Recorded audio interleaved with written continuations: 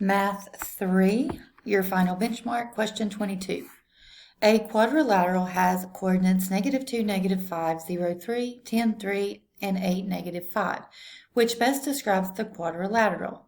All right, in order to do this one, you need to probably graph it so that you can see what those points look like. So I've graphed this on Desmos.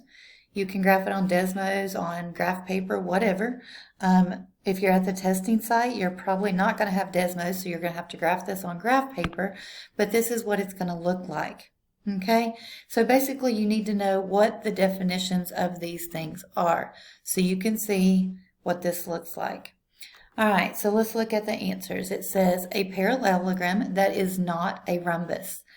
All right, so it is a parallelogram because you can tell the sides are equal. Let's look at it again. And you can check the slopes if you want to. Go through and check the slopes.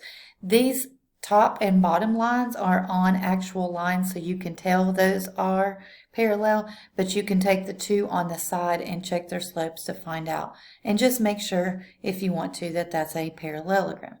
All right, so this is not a rhombus, though. A rhombus has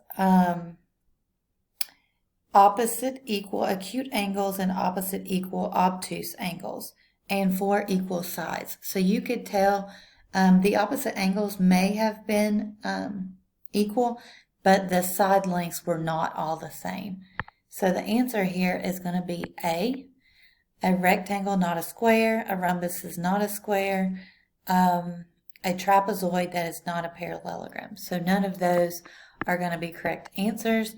You may want to just, for future knowledge, you may just want to review these terms again, just so that you remember what those things all look like, so that when you graph something, you will know if it's correct or not. So the question 22, the answer is A.